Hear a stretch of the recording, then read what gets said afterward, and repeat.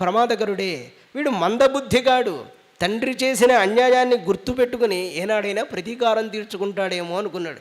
ఎందుకంటే వాడి బుద్ధి వీడికి ఉంటుందేమో అనుకుంటున్నాడు వాడు. అందుకే అక్కడ ఒక ఉదాహరణ చెప్తాడు. వేదాలలో ఒక కథ ఉంది.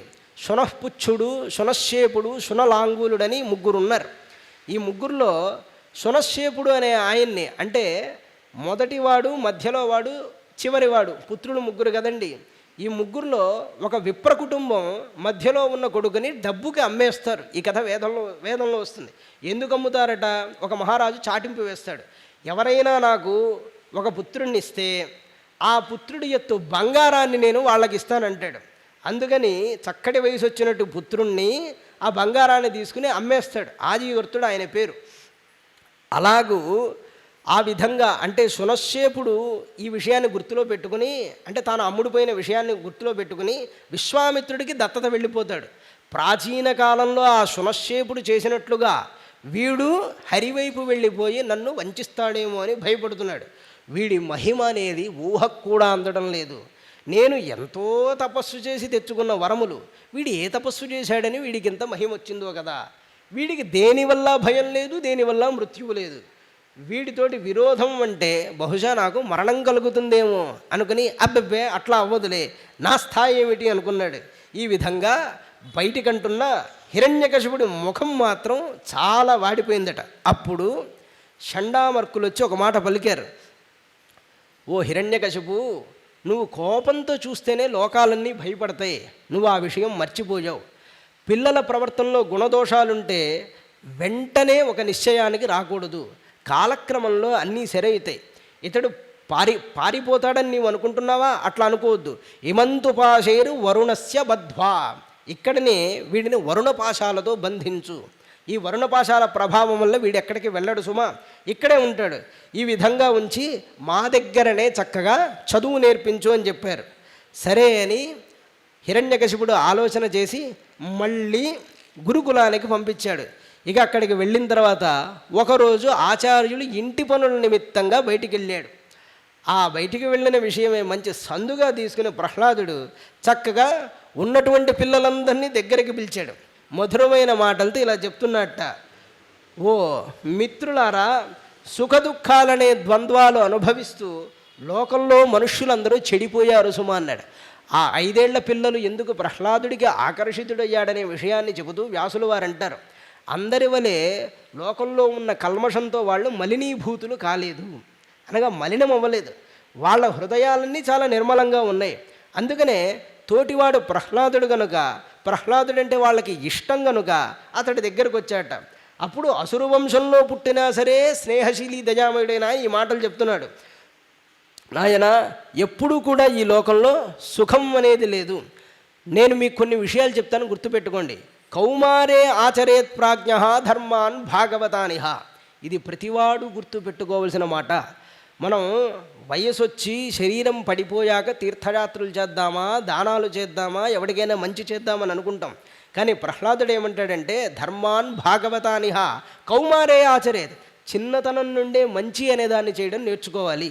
నారాయణుణ్ణి స్మరణం చేయడం నేర్చుకోవాలి. ఎందుకు అంటే నిత్యం సన్నిహితో మృత్యు. ఈ క్షణంలో చాలా బాగా ఉన్న మనిషి ఉత్తర క్షణంలో ఉంటాడన్న నమ్మకం లేదు, పోతాడని గ్యారంటీ లేదు, నిజమే. కానీ ఉంటాడని మాత్రం నమ్మకం ఉన్నదా? కనుక దీనిలో శ్రద్ధ వహించాలి సుమా. దుర్లభం మానుషం జన్మ తదప్యధ్రువమర్దధం. అంటే వచ్చిన దాంట్లో ఈ అర్థాదులు ఇవన్నీ కూడా అనిత్యములే సుమా. ఈ జన్మ వచ్చింది, దీంతో కర్మ వస్తుంది, ఇదంతా అనిత్యం. కానీ ధర్మాన్ని అనుష్ఠిస్తే అది నిత్యమైనది. అన్ని జన్మల్లోనూ అన్ని దేశకాలాల్లోనూ జీవులందరికీ కూడా దేహంతో సంయోగం అనేది కలుగుతూ ఉంటుంది. అంటే జీవుడైన వాడు పుడుతూ చస్తూ ఉంటాడు.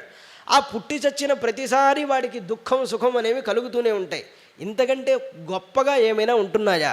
ఎవడు ఏ ప్రయత్నం చేసినా దుఃఖాన్ని పోగొట్టుకోవడానికి, సుఖాన్ని పొందడానికే కదా. అవి ఎలాగో మన కర్మను అనుసరించి వస్తాయి. మనం దాని మీద బుద్ధిని నిలపకూడదు సుమా. ఎప్పుడు భగవంతుడి మీద బుద్ధిని నిలపాలి. ముగ్ధస్య బాల్యే కౌమారే క్రీడతో యాతి 20 జరడాగ్రస్తదేహస్య యాతి అకల్పస్య 20. వృద్ధాప్యంలో దేహం పడిపోయిన తర్వాత ఎవ్వడు ఏమీ చేయలేడు. బాల్యంలోనేమో మూర్ఖుడై ఉంటాడు. మూర్ఖుడంటే ఇక్కడ అమాయకుడు అని అర్థం. కుమారావస్థలో ఆటలాడుకుంటూ ఉంటాడు. 20 ఏళ్ళు ఇలా గడిచిపోతే, భార్యతో కొంతకాలం గడిచిపోతే ఇక భగవంతుడి మీద ఎవడైనా దృష్టి ఎప్పుడు పెడతాడు? శేషం గృహేషు సక్తస్య ప్రమత్తస్యాపజాతి. ఆదమరిచి ఉండగా సంపాదనలో ఆయుష్యంతా వెళ్ళిపోతుంది సుమా. ఇక అప్పుడు ఎవడు మాత్రం ఏం చేయగలడు? ధనం మీద ఆశని ఎవడు విడిచిపెడతాడు చెప్పండి? ఎంతకాలం మీరు సంపాదించినా ఇంకా కావాలి అనే అనిపిస్తూ ఉంటుంది. ఇలా ఉన్నప్పుడు పోనీ దాన్ని మనతో వెంట తీసుకెళ్ళగలమా? ఇలా లేదు కదా అని అనేక విధాలుగా చెప్తున్నారు. నాది పరాడిది అనే భేదభావన మనిషిలో ఎప్పుడొస్తుందో వాడు అప్పుడే పాపాన్ని చేస్తాడు. అలాంటి భావం ఉన్నవాడు ఆత్మవిచారానికి సమర్థుడవ్వడు సుమా.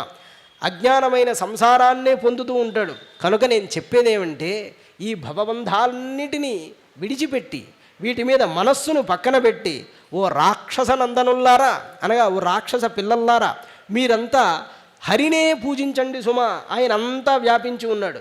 శ్రీహరికి ప్రీతి కలిగించడంలో మనకింత శ్రమ లేదు. కష్టపడి వాడిని కొట్టి వీడిని కొట్టి అలా చేసి ఇలా చేసి మా నాన్నగారు చేసినట్టు తపస్సు చేసి అబ్బో అదెంత దుఃఖం, అలా అంతా మనం చేయక్కర్లేదు. మనం హరి హరి హరి అని కీర్తన చేస్తే చాలు, చక్కగా మనకు కావలసినంత పుణ్యం వస్తుందంటే అలాగా ప్రహ్లాద అని అనుకున్నారు వాళ్ళు. పరావరేషు భూతేషు బ్రహ్మాంత స్థావరదిషు భౌతికేషు వికారేషు భూతేష్వధ మహత్సు చ గుణేషు గుణసామ్యే చ గుణం వ్యతికరే తథా ఏక ఏవ పరోహ్యాత్మ భగవాన్ ఈశ్వరో జడ. మిత్రులారా, మీకు ఇంకో విషయం తెలుసా? కనిపించే వాటిల్లో చిన్నది పెద్దది అని కనిపించేది భూతాలన్నిట్లోనూ, అన్ని స్థావర జంగమాల్లోనూ నారాయణుడే ఉన్నాడు. భౌతికమైన వికారాల్లోనూ ఆయనే ఉన్నాడు. గుణములందు గుణం వ్యతికరములందు అంటే త్రిగుణముల యందు గుణములు చెడిపోయినప్పుడు ఆ సందర్భంలో కూడా ఏక ఏవ అంటే ఆయన మాత్రమే ఉన్నాడు. కనుక తస్మాత్ సర్వేషు భూతేషు, ఈ కారణం చేత అంతట్లోనూ నారాయణుడు ఉన్నాడు. కాబట్టి మీరు ఎవరిని హింస చేయవద్దు. వీళ్ళు చెప్తున్నవన్నా అసత్యములైన పాఠములు సుమా. ఆసురం భావమున్ముచ్య జడాతుష్యది అధోక్షజ. మన రాక్షస భావాన్ని మనం విడిచిపెడితే శ్రీహరి మన పట్ల చాలా సంతోషాన్ని పొందుతాడు సుమా. ఇంకా నరుడికి నారాయణుడు ఎప్పుడూ తోడుంటాడు, ఇది మనం మర్చిపోకూడదు. కనుక ఆయన్ని మనం సర్వసంగ పరిత్యాగులమై ఆరాధన చేద్దాం. సర్వసంగ పరిత్యాగుల ధూళిని శిరస్సును పెట్టుకుందాం. ధర్మం భాగవతం శుద్ధం నారదాత్ దేవదర్శనాత్. నేను మీకు చెప్తున్న ఈ మాటలన్నీ నాకెవరు చెప్పారో తెలుసా? నారదుల వారు నాకు ఉపదేశం చేశాడన్నారు. అరే, ఇది చాలా విచిత్రంగా ఉందే ప్రహ్లాద, నువ్వేమో ఎప్పుడూ మాతోనే ఉంటావు. నాకు తెలిసి మన చండామర్కులనే ఈ 2 గురువుగారులు తప్ప ఇంకో గురువుగారు మనకు లేరు. మమ్మల్ని వదిలేసి నువ్వెట్లా చదువుకున్నావురా, నీకు వాళ్ళు మాత్రం ఎలా పాఠం చెప్పారన్నారు. అనగానే ఆ రహస్యం మీకు తెలియదు, నేను ఇప్పుడు చెప్తాను వినండి అన్నాడు. మా నాన్నగారు మందరాచలానికి పూర్వం తపస్సుకు వెళ్ళారు. అప్పుడు దేవతలందరూ కలిసి మన రాక్షసుల్ని చావగొట్టారు. చావగొట్టడమే కాకుండా హిరణ్యకశిపుణ్ణి చీమలన్నీ తినేసాయి. కాబట్టి ఇక వాడు బ్రతికేటువంటి అవకాశం లేదు అనుకుని అందరినీ కొట్టి మా అమ్మను చెరపట్టి తీసుకెళ్తున్నాడు ఇంద్రుల వారు. ఇంద్రస్తు రాజమహిషీం మాతరం మమచాగ్రహీత్. అలా తీసుకెళ్తున్న సందర్భంలో నారదుల వారు చూశారు. నారదుల వారు చూసి, ఇంద్ర నువ్వేం చేస్తున్నావు? దేవతలకి రాజు నువ్వు ఇలా చెయ్యవచ్చునా అన్నట్ట. దేవర్షి దదృశేపథి. ఇంద్రుణ్ణి చూసి అప్పుడు నివారించాట. ప్రాహమైనాం సురపతే నేతుమరహస్యనాగసం ముంచ ముంచ మహాభాగ సతీం పరపరిగ్రహం. పక్కవాడి భార్యను అసలు ముట్టుకోకూడదయ్యా, నువ్వు చేస్తున్నది ఏమైనా ఉందా, ఇది చాలా తప్పు కదా అంటే ఇంద్రుడు అన్నాడు, దేవతలందరినీ ద్వేషించేటువంటి హిరణ్యకశిపుడి తేజస్సు ఈమె గర్భంలో ఉన్నది, ఆ పుట్టినవాడిని చంపి ఈమెను విడిచిపెడతా అన్నాడు. అనగానే పిచ్చివాడా, ఆ శిశువులో దోషమనేది ఉండదు, వాడు గొప్ప భక్తుడు సుమా, వాడిని చంపడం నీ తరం కాదేమనుకున్నావు అన్నట్ట. ఆ మాట అనగానే వెంటనే దేవేంద్రుడు నారాయణుడి భక్తుడు కాబట్టి ఆమెకి ప్రదక్షిణం చేసి అక్కడి నుంచి వెళ్ళిపోయేట. అలా వెళ్ళగానే ఆయన దయాళువు సమర్థుడు కాబట్టి తన మనస్సులో నారాయణుడిని స్మరణం చేసి ఆయన ఆశ్రమానికి మా అమ్మని తీసుకెళ్ళారు. తీసుకువెళ్ళి చక్కగా అనేకమైన బోధలు చేశాడు. ఒక పండు చక్కగా ఆవిర్భవించి పండి చెట్టు మీద నుంచి పడిపోతుంది. కానీ పండులో ఉండేటువంటి వికారం చెట్టుకి ఎలాగైతే అంటదో అలాగే ఆత్మకు దేహ వికారములన్నీ అంటవు సుమా. ఇది నాకు ఆయన చేసినటువంటి బోధ. అంటే ఆత్మ ఇప్పుడు శాశ్వతంగా ఉంటుంది, కానీ శరీరం పుడుతుంది, వృద్ధి అవుతుంది, నశిస్తుంది, అయినా ఆత్మ శాశ్వతం సుమా. నాలం ద్విజత్వం దేవత్వం ఋషిత్వం వాసురాత్మజా ప్రేణనాద ముకుందస్య నవృత్తం న బహుజ్ఞత. ఓ పిల్లల్లారా, దేవత్వం కానీ లేకపోతే ఇంకో విజ్ఞానం కానీ దానం కానీ తపస్సు కానీ ఇవన్నీ కూడా శ్రీహరిని మెప్పించడానికి సమర్థమైనవి కావు. ఆయనకి నిర్మలమైన భక్తి మాత్రమే కావాలి. దానివల్ల హరి ప్రసన్నుడవుతాడు తప్ప మరొక కారణం ఏదీ ఉండదు సుమా. అందువల్ల నా మాటలన్నీ విని మీరు కూడా నాతో పాటు శ్రీహరినామస్మరణం చెయ్యండి. అదొక్కటే మిమ్మల్ని రక్షించేటువంటి విషయం అన్నట్ట. అలా చెప్పగానే చివరికి అసురుల కులములో ఉన్నటువంటి పుత్రులందరూ ప్రహ్లాదుల్లాగా ప్రవర్తించడం మొదలుపెట్టారు. దాన్ని చూశారు షండామర్కులైనటువంటి వాళ్ళు. వెంటనే అప్పుడు హిరణ్యకశిపుడి దగ్గరికి తీసుకెళ్ళారు. రాజా, మీ కొడుకు చాలా ముదిరిపోయాడయ్యా, వాడు చెడిపోవడమే కాకుండా అందరినీ చెడగొడుతున్నాడు. ఆ మాట వినగానే ఆయన శరీరం వణకడం మొదలుపెట్టింది. తన పుత్రుణ్ణి సంహారం చేయడానికే నిశ్చయం చేసుకున్నాడు. క్షిప్త్వా పరుషడావాచ ప్రహ్లాదమతదర్హణం ఆహేక్షమాణ పాపేన తిరశ్చీనేన చక్షుష. తిరశ్చీనేన అంటే వంకర బుద్ధితో ఆ ప్రహ్లాదుడిని చూస్తుంటాడు. హే దుర్వినీత, చెడు బుద్ధి నేర్చుకున్నటువంటి వాడా, కులభేదకర, కులమును నాశనం చేసేవాడా, అధముడా, స్తబ్ధం మచ్ఛాసనోద్ధూతం నేష్యేత్వాద్య జమక్షణం. నువ్వు వంశాన్ని ముక్కలు ముక్కలు చేస్తున్నావు. ఈరోజే నిన్ను నేను యమపురికి పంపిస్తాను. అయినా నువ్వు ఏ బలం చూసుకునిరా నన్ను నువ్వు నిరాకరణ చేస్తున్నావు. నేను నీకు ఎన్నోసార్లు చెప్తున్నాను, అయినా నీకు బలం ఏమిటి? క్రుద్ధస్యడస్య కంపంతే త్రయోలోకా సమహేశ్వర. ఎవడిని నేను కోపిస్తే, ఎవడి కోపాన్ని చూసి ముల్లోకాల్లో ఉన్నవాళ్ళు భయపడతారో అట్లాంటి నన్ను చూసి భయపడమేమిరా? ఎందువల్ల ఇలా ఉన్నావు? నీ బలం ఏంటి చెప్పు అన్నట్ట. అనగానే అప్పుడు ఇక్కడ సంస్కృతంలో ఉన్న శ్లోకము గొప్పదే, తెలుగులో ఉన్న శ్లోకం గొప్పదే. బలజుతుండనే జగముల బలములతో జనక వీరభావమున మహాబలుల జడించి తిని ఎవ్వని బలమున నాడెదవు నాకు ప్రతివీరుడవై. నాకు ప్రతివీరుడిగా యుద్ధం చేయడానిగా అన్నట్లు నిలబడుతున్నావే, బలమెవ్వడనగానే బలజుతులకు దుర్బలులకు బలమెవ్వడు నీకు నాకు బ్రహ్మాదులకు. నీకే కాదు తండ్రి, నీకు నాకు బ్రహ్మాదులకు కూడా బలమెవ్వడో, ప్రాణులకు కూడా బలమెవ్వడు. బలమెవ్వడు ప్రాణులకును, బలమెవ్వడు అట్టి విభుండు బలం అసురేంద్ర. అంతటికీ బలం ఎవడు? వాడే నాకు బలం. లోకములన్నీయున్ గడియలోన జడించిన వాడవు, ఇంద్రియానీకము చిత్తమున్ గెలువనేరవు. తండ్రి, లోకం మొత్తాన్ని నువ్వు జడించావు, కానీ ఇంద్రియాలని గెలవలేకపోయావు సుమా. నిన్ను నిబద్ధం చేయు నీ భీకర శత్రువులు 6. అనగా నిన్ను నాశనం చేసేటువంటి శత్రువులు 6 మంది ఉన్నారు, కామక్రోధ లోభాదులు. వాళ్ళని నువ్వు గెలవలేదు సుమా. ఇలా మాట్లాడుతూ ఉంటే, ఒరే చంపిన చచ్చదననుచున్ కంపింపక జోరి పలువ కఠినోక్తులనన్. నేను చంపుతాను అంటే చచ్చిపోతానేమని భయపడక ఇలా కఠినోక్తులు నా ముందు మాట్లాడితే ఎవరో కుంపించదు చావునకున్ తెంపరివై వదరు వాని తెరంగున కుమతి. వదురు బదురు లేకుండా చచ్చిపోవడానికి ఎదురొచ్చేవాళ్ళలాగా నన్ను తిరస్కరిస్తున్నావు సుమా. నాతోడను ప్రతిభాషలాడుతూ జగన్నాథుండ నాకంటే నీ భూతశ్రేణికి రాజు లేడొకడు. నాతో వాదాలు చేస్తున్నావు, ప్రతిభాషలాడుతున్నావు, కానీ జగన్నాథుడనేవాడు ఇంకొకడు లేడు తెలుసుకో. సంపూర్ణ ప్రభావుండు మద్భ్రాతం చంపిన మున్నునే వెతకి తిన్. ఆ విష్ణుమూర్తిని నా సోదరుణ్ణి చంపినప్పుడే నేను వెతికాను, కానీ వాడు కనబడలేదు.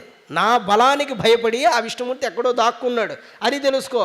పల్మాలు నారాయణుండే తద్ విశ్వంలో లేడు. నేను వెతికి వెతికి వెతికి చెప్తున్నాను రా, నారాయణుడు లేడు. నేను వాడిని చంపడం కోసమే వెతుకుతున్నాను, కానీ వాడు ఉన్నాడని నువ్వు అంటున్నావు. వాడెందుండురా దుర్మతి? ఒరే దుర్మతి, వాడెక్కడున్నాడు రా? ఉంటే రమ్మని చెప్పు, వస్తే వాడిని నిన్ను ఇద్దరినీ కలిపి చంపేయచ్చు కదా. అదే నా ఆశ, రమ్మను అనినా హరికింకరుండు శంకింపక. ఆ హరికింకరుడు శంకింపక హర్ష పులకాంకుర సంకలిత విగ్రహుండై మనస్సులో చాలా ఆనందించి, ఆగ్రహమనేదే లేక, వాడు కోపంతో ఊగిపోతుంటే వీడు ఆగ్రహం లేక సంతోషంగా ఉన్నట్ట నమస్కరించి బాలవర్తనంబున నర్తనంబు సేడుచు. వీడు కోపంతో ఎగురుతుంటే వాడు సంతోషంతో ఎగురుతున్నాడు. ఆహా హరి ఓహో హరిని పాడుతున్నాడు వాడు.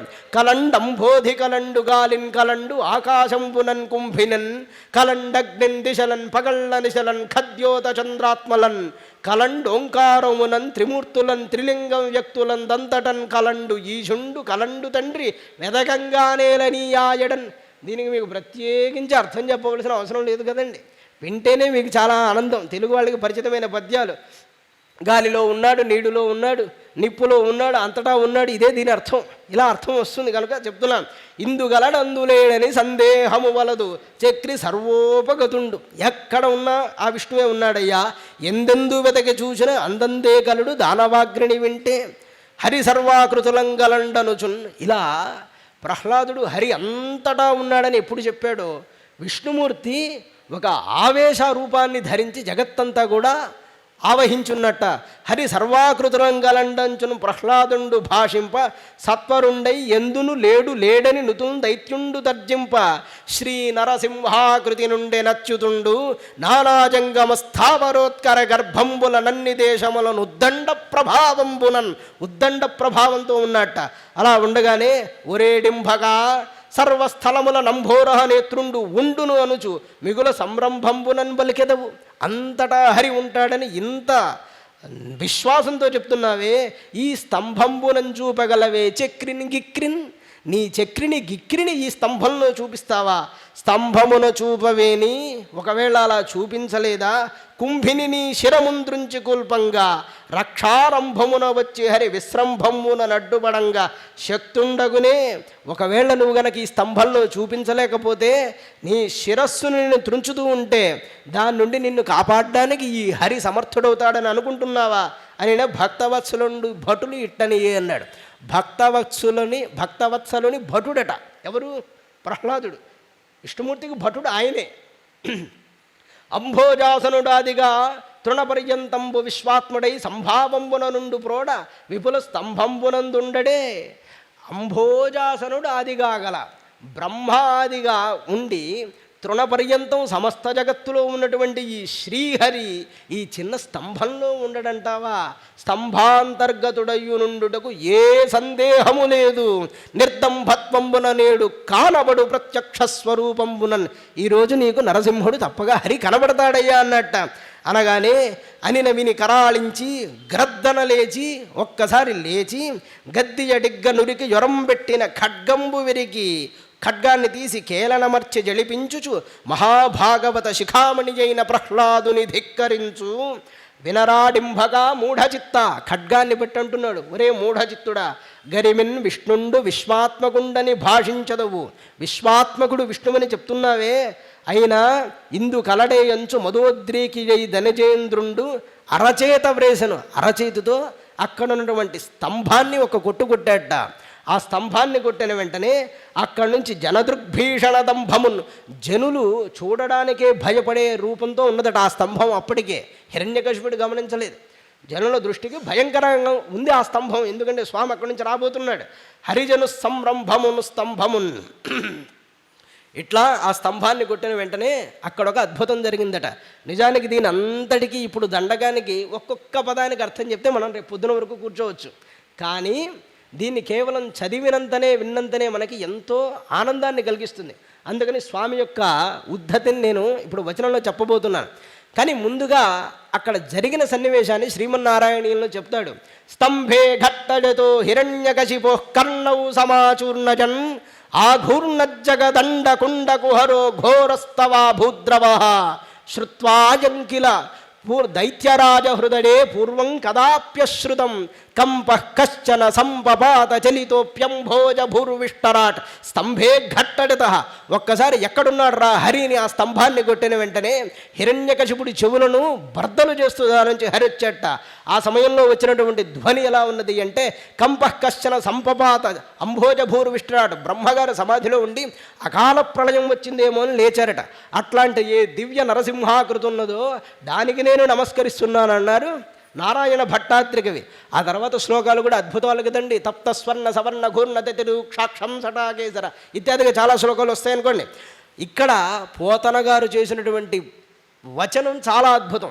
సంస్కృతంలో ఉన్నటువంటి పద్యాలు కూడా చాలా ఉన్నాయి. కానీ మనం ఒకదాన్ని గ్రహించి స్వామిని ధ్యానంగా దర్శిస్తాం. ధ్యానం అంటే దీనికి అసలు అర్థం చెప్పుకోవాల్సిన పని లేదు మన తెలుగు వాళ్ళకి. అలా చదువుతూ ఉంటే నరసింహాకృతి కనబడుతూ ఉంటుంది. అది అట్లా ఉంటుంది ఇది. ఇట్లు దానవేంద్రుండు పరిగృహ్యమాన వైరుండును వైరానుబంధ జాజ్వల్యమాన రోషానలుండును రోషానల జంఘన్యమాన విజ్ఞాన వినయుండును వినయ గాంభీర్య ధైర్య జేగీర్యమాన హృదయుండును హృదయ చాంచల్యమాన తామసుండును తామసగుణ చంక్రమ్యమాన స్థైర్యుండునునై విశ్రంభంబున హుంకరించి బాలుని ధిక్కరించి హరినిందుంచూపుమని కనత్కనకమడిమయ క్రేంకార శబ్దపూర్వకంబుగా దిగ్దంతి దంతభేదన పాటవ ప్రశస్తంబగు హస్తంబున సభామండప స్తంభంబు వ్రేసిన వ్రేటుతోడన దశ దిశలను మిడుంగురులు చదరం చెటిలి పెటిలిపడి బంభజ్యమానంబుగుణం మహాస్తంభంబువననం ప్రళయవేళ సంభూత సప్త స్కంధ బంధుర సమీరణ సంఘటిత ఘోర జోఘుష్యమాన మహావలాహ వర్గత నిర్గత నిబిడ నిష్ఠుర దుస్సహ నిర్ఘాత సంఘ నిర్ఘోష నికాశంబులైన ఛట ఛట స్ఫట స్ఫట ధ్వని ప్రముఖ భయంకరారామ పుంజంబులు జంజన్యమానంబులయ్యగసి ఆకాశ కుహరాంతరాళంబు నిరవకాశంబు చేసి నిండినన్ పట్టుచాలక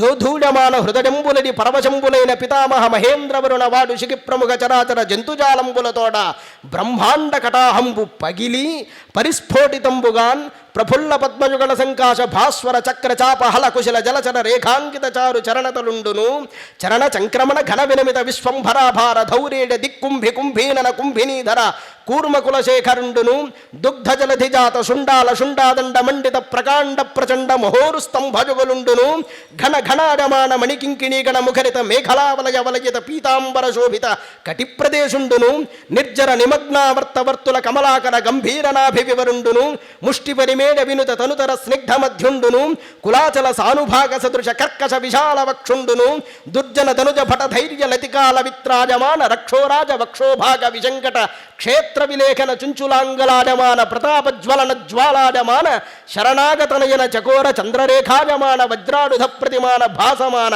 నిశాత నఖర తర ముఖనికరుండును శంఖచక్ర గదా ఖడ్గ కుంత తోమర ప్రముఖ నానాడుధ మహిత మహోత్తుంగ మహీధర శృంగ సన్నిభ వీరసాగర వేలాడమాన మాలికా విరాజమాన నిరర్గళానేక శతభుజార్గలుండును మంజు మంజీర మణిప్రంజరంజిత మంజులహార కేయూర కంకణ కిరీట మకర కుండలాది భూషణ భూషితుండును త్రివళీయుత శిఖరాభ పరిణద్ధ బంధు కంధరుండును ప్రకంపన కంపిత పారిజాత పాద పల్లవ ప్రతీకాశో కోపావేశ సంచలితాధరుండును శరత్కాల మేఘజాల మధ్య ధగ ధగాడమాన తటిల్లతా సమాన దేదీప్యమాన దంష్ట్రాంకురుండును కల్పాంతకాల సకల భువన గ్రసన విలసన విజృంభమాన సప్తజిహ్వజిహ్వాతులిత తరళ తరాజమాన విభ్రాజమాన జిహ్వుండును మేరుమందర మహాగుహాంతరాల విస్తార విపుల వక్త్ర నాసికా వివరుండును నాసికా వివర నిస్సర నిబిడ నిశ్వాస నికర సంఘట్టన సంక్షోభిత సంతప్యమాన సప్తసాగరుండును పూర్వ పర్వత విద్యోతమాన ఖద్యోత మండల సదృక్షత సమంచిత లోచనుండును లోచనాంచల సముత్కీర్యమాన విలోల కీలాభీల విస్ఫులింగ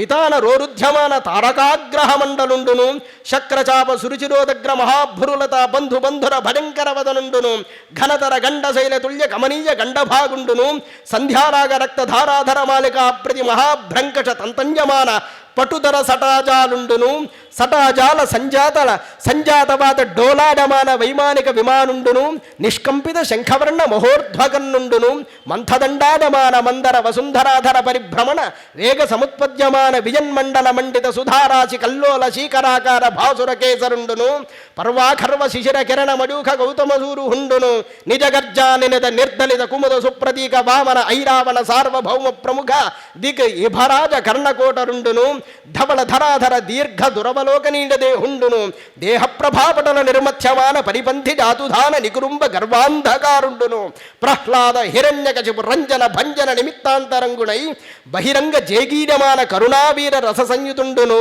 మహాప్రభావుండును అయిన శ్రీ నృసింహదేవుండు ఆవిర్భవించన్ కనుగుని నరమూర్తి కాదు కేవల హరిమూర్తిడు కాదు మానవాకారము కేసరియాకారమునున్నది హరి మాయారచితముకు యథార్థము చూడన్నని ఈ విధంగా పోతన గారు ఇంత అద్భుతంగా వర్ణించారు. దీనికి అర్థం చెప్తే మనకి ఎంతసేపు అవుతుందో మీకు అర్థమైంది కదండి. ఇప్పటికీ 2.25 గంట గడిచింది కాబట్టి సహజంగా దీన్ని దండక రూపంలో వింటేనే అద్భుతంగా ఉంటుంది. కొన్నిటిని అలా వింటేనే బాగుంటుంది. చీల్చి చెండాడి తెలుసుకున్నాం అనుకోండి అబ్బే ఇదేనా అన్నట్టు ఉంటుంది. కనుక దీన్ని ఇలా వినడంలోనే ఆనందం ఉన్నది. సంస్కృత శ్లోకాలలో చెబుతారు దీనికి అర్థం. స్వామి యొక్క జూలు అగ్నిశిఖల వలె ఉన్నదయ్యా అన్నారు. ఆయన దృక్కులకే గ్రహములన్నీ వణికిపోతున్నాయి. ఆయన నఖములను చూసి దేవతలందరూ ఆనందిస్తున్నారు, రాక్షసులు భయపడుతున్నారు. అలాంటి రూపంతో స్వామి ఆవిర్భవించాడు. ఎందుకు ఆవిర్భవించాడు? హిరణ్యకశిపుడు ఏమనుకున్నాడు? వీడు నరమూర్తి కాదు, కేవల హరిమూర్తి కాదు, నేను హరిని చూద్దాం అనుకున్నాను. హరి అంటే సింహం, ఇక్కడ విషయం అది. హరి అంటే నారాయణుడు అని ఒక అర్థం ఉన్నది, సింహము అని ఒక అర్థం ఉంది. అయితే ఆవిర్భవించిన ఇది నరుడు కాదు, హరి కాదు, అట్లా ఉన్నది. ఇదంతా కూడా హరిమాజడే సుమా. తెంపున బాలుండు వాడిన సుధీరిత సర్వగతత్వము ప్రతిష్ఠింపదలచి. ప్రహ్లాదుడు అన్నాడు కదా, నువ్వు ఎక్కడ వెతుక్కుంటే అక్కడ హరి కనబడతాడని. ఆయన యొక్క మాటని ప్రతిష్ఠింపదలచి సాక్షాత్తుగా శ్రీహరినే ఈ నరహరి రూపంలో వచ్చాడయ్యా. కానీ ఆశ్చర్యం ఏమిటి అంటే, అట్లాంటి భయంకరమైన రూపాన్ని చూసి కూడా హిరణ్యకశిపుడు కించిత్తైనా భయపడలేదట. అనుకున్నాడు, వచ్చినవాడు సరైనటువంటి వాడే, వీడిని నిర్జించి నా గొప్పదనం ఏమిటో లోకానికి చూపిస్తాను, లేదా వీడి చేతిలో మరణించి అమరుణ్ణవుతాను సుమా అని అనుకున్నాడు. విశ్వస్ఫురంతం గ్రహణాతురం హరి వ్యాలో యథాఖుం కులిశాక్షతత్వచం ద్వార్యూర ఆపాత్య దదారలీలజా నఖైర్యథాహిం గరుడో మహావిషం. హిరణ్యకశిపుడు భయపడకుండా ఖడ్గాన్ని తీసుకుని స్వామి మీద యుద్ధానికి వస్తే ఎంతోసేపు అతడితో యుద్ధం చేసిన తర్వాత చాలా సులభంగా ఒక చిన్న పాము ఎలకని పట్టుకున్నట్లుగా గరుత్మంతుడు సర్పాన్ని పట్టుకున్నంత అవలీలగా ఆ రాక్షసుని పట్టుకున్నట్ట. పట్టుకుని ఆయన యొక్క తొడల మీద కూర్చోబెట్టుకున్నట్ట. ఆయన ముఖం జూలు అన్నీ కూడా ఆ రాక్షసుని పీకడం వల్ల వచ్చినటువంటి రక్తం చేత తడిసి చూడడానికే చాలా భయంకరంగా ఉన్నదన్నాడు. ఆ సమయంలో దండాల వంటి అంటే చాలా కఠినమైనటువంటి భుజ సమూహాల గల స్వామి అతని యొక్క కోరలతో హిరణ్యకశిపుడి యొక్క గుండెకాయని చీల్చేశాట. అది ఎలా ఉంది అంటే పద్మంలా ఉన్నది అన్నాడు. ఎందుకు ఆ విధంగా చేశాడు అంటే, ఆ హృదయంలో ఎప్పుడూ వైరం చేత హరిస్మరణం చేశాడు కదా, ఆ స్మరణం చేత హృదయం ఎట్లా ఉన్నదా అని స్వామి చూస్తున్నాడన్నాడు ఒక కవి. అందువల్ల చూశాడయ్యా. అయితే ఇతరులమైన వారి పక్షం వాడు ఉంటారు కదా, వాళ్ళందరినీ కూడా మోకాళ్లతోనూ గోళ్లతోనే సంహారం చేశాట స్వామి. మడమలతో ఒక్కొక్క తన్ను తంతు ఉన్నట్ట. సటావధూతా జలదా పరాపతన్. ఆ స్వామి జూలు వెదిలిస్తే మేఘాలన్నీ కూడా చల్లాచెదరైపోతున్నాయి. గ్రహాశ్చ తద్దృష్టి విముష్టరోచిష. ఒక్కసారి ఆ చూపుకి అమ్మో ఏమి తేజస్సిది అని గ్రహములన్నీ వాటి స్థానం నుంచి పడిపోతున్నాయి. అంబోదజ శ్వాసహత విచుక్షుభు. కోపంతో నరసింహస్వామి విడిచేటువంటి శ్వాసలకి సముద్రాలన్నీ కూడా చలించిపోతున్నాయి. నిర్హ్రాద భీత దిగిభా విచుక్రుషు. దిగ్గజాలు కూడా ఆ సింహనాదానికి భయపడి ఆక్రోశించాయిట. అలాంటి సందర్భంలో స్వామి ఆవిర్భవించి హిరణ్యాక్షుణ్ణి తన తొడల మీద పెట్టుకుని సంహారం చేశాడన్నారు. ఎలా సంహారం చేశాడంటే, బ్రహ్మగారికి ఎన్ని వరాలు ఇచ్చారో ఆ వరాల యొక్క పరిమితి దాటకుండానే సంహారం చేశాడు. ఇంటా బయట కాదు, సింహద్వారం మీద సంహారం చేశాడు. పగలు రాత్రి కాదు, సంధ్యాకాలంలో సంహారం చేశాడు. భూమి మీద కాదు, ఆకాశంలో కాదు, తన తొడల మీద కూర్చోబెట్టుకుని సంహారం చేశాడు. ప్రాణం ఉన్న వాటి వల్ల కాదు, ప్రాణం లేని వాటి వల్ల కాదు, గోర్ల చేత. గోర్లకు ప్రాణం ఉందా అంటే ఉంది, లేదంటే లేదు. అస్త్రము వల్ల కాదు, శస్త్రము వల్ల కాదు, అవయవముల చేత సంహారం చేశాడు. ఆ విధంగా పగలు కాదు, రాత్రి కాదు కదా, సంధ్యాకాలం ఉన్నాం. ఈ విధంగా ఎన్ని రకాల వరములు కోరుకున్నాడో ఆ నియమం దేన్ని విడిచిపెట్టకుండా చక్కగా స్వామి పని ముగించాట. ఇలా చేయగానే అప్పుడు బ్రహ్మాదులందరూ చాలా సంతృష్టి పొందారు. సంతృష్టి పొంది ఒక్కొక్కళ్ళు మెల్లగా స్తుతి చేయడం మొదలుపెట్టారు. హిరణ్యకశిపుణ్ణి అంత క్రూరంగా సంహారం చేయగానే అప్పుడు ఋషులు, పితరులు మొదలైన వాళ్ళంతా కూడా అక్కడికి వచ్చారట. బ్రహ్మగారు అంటున్నారు, నతోస్మ్యనంతాడ దురంత శక్తడే విచిత్రవీర్యాడ పవిత్ర కర్మణే విశ్వస్య సర్గస్థితి సంయమాన్ గుణై స్వలీలగా సందధతే అవ్యడాత్మనే. దేశకాల వస్తు పరిచ్ఛేదాలు లేనటువంటి ఈ శ్రీహరి అనంతమైనటువంటి వాడు సుమా. అలాంటి వాడికి నా నమస్సులు అని బ్రహ్మగారు నమస్కారం చేశారు. ఆ తర్వాత రుద్రుడు అంటున్నాడు, కోపిస్తే యుగాంతకాలంలో ఈ శ్రీహరి దగ్గర, శ్రీహరి ముందు ఎవడూ నిలబడలేడు. అలాంటి ఈ శ్రీహరి ముందు అసురుడు నిలబడడం చిత్రంగా ఉన్నది కదా, అట్లాంటి వాడిని ఈయన సంహారం చేశాడు, ఈయనకి నా నమస్కారం అన్నాడు. ఇక్కడి నుంచి మెల్లగా ఒక్కొక్క దేవత చేసేటువంటి స్తుతి చెప్తాడు. ఇది చాలామంది చెప్తారు. ఎందుకు ఇక్కడ స్తుతి చెప్తారు అంటే, ప్రతివాడు విష్ణుమూర్తిని స్తుతి చేస్తూ హిరణ్యకశిపుడు వాళ్ళని ఏ ఇబ్బంది పెట్టాడో అది చెప్తాడు. అది ఇందులో ఉన్నటువంటి విషయం అంతా కూడా. ఇంద్రుడు అంటున్నాడు, హిరణ్యకశిపుడు ఉన్నప్పుడు మా యజ్ఞ భాగాలన్నీ లాక్కున్నాడయ్యా, మాకేమీ లేకుండా చేశాడు.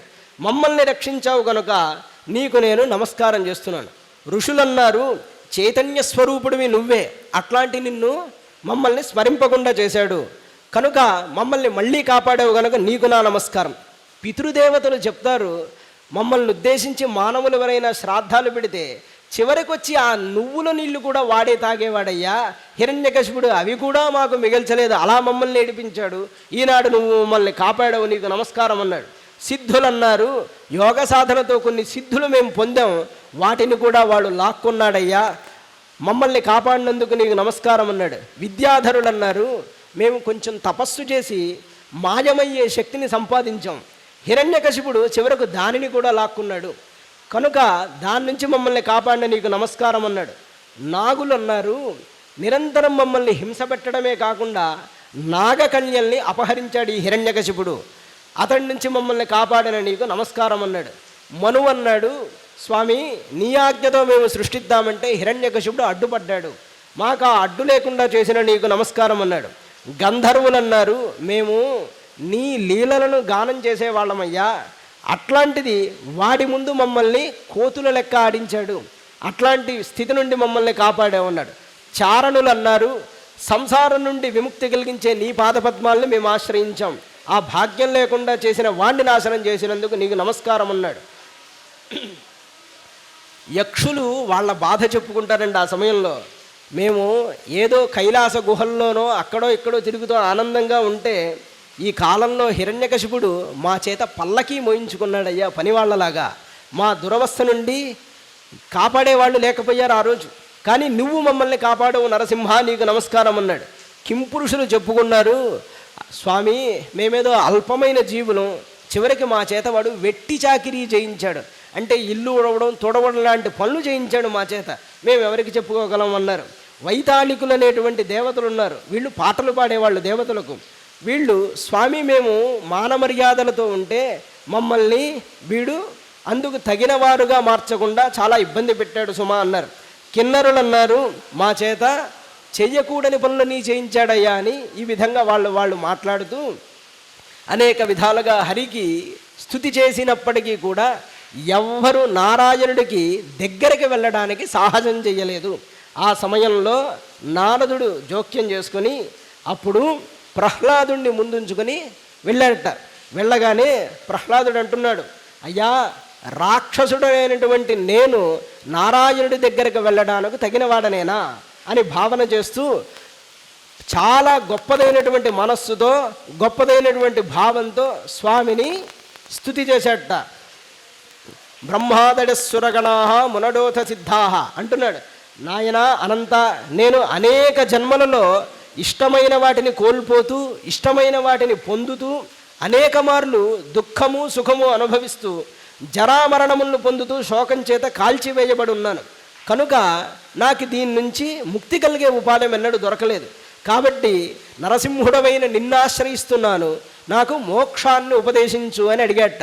నరసింహస్వామి చాలా సంతోషించి ప్రహ్లాద భద్రభద్రంతే నాయనా అని చాలా ప్రేమగా దగ్గరికి తీసుకుని ప్రేమ కురిపించే చూపుల్ని చూస్తూ, నీకు మంగళమగుగాక, ప్రీతోహం తే అసురోత్తమ, నువ్వు అసురుడవైనప్పటికీ కూడా నేను నీ పట్ల ప్రీతి వహిస్తున్నాను, వరం వృణీష్వ, వరాన్ని కోరుకో, అభిమతం కామపూరో స్మ్యహముండునాం, నీకు ఏ వరం కావాలన్నా ఆ వరం ఇస్తాను కోరుకో అన్నట్ట.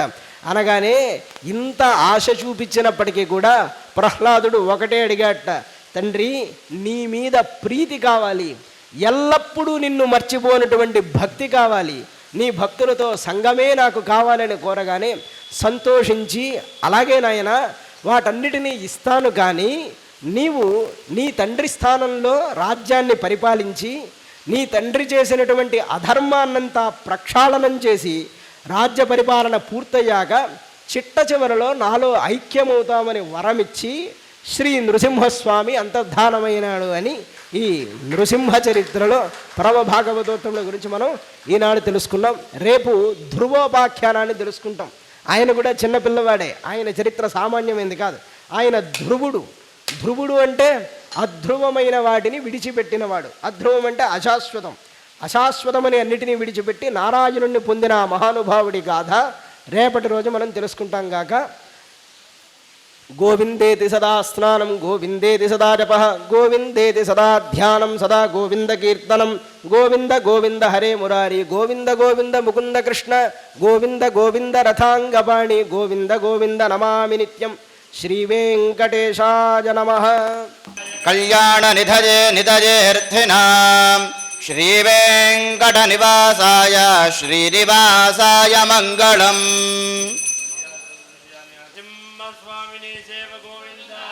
Govinda విశ్వాక్షం విశ్వశంభువం విశ్వన్నా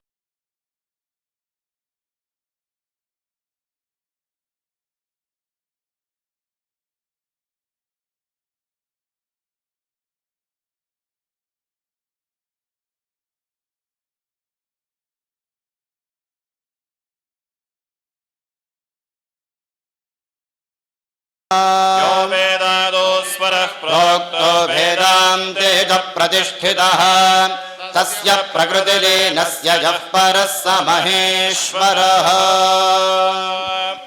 Thanks for watching. Please comment, like, share and subscribe our channel.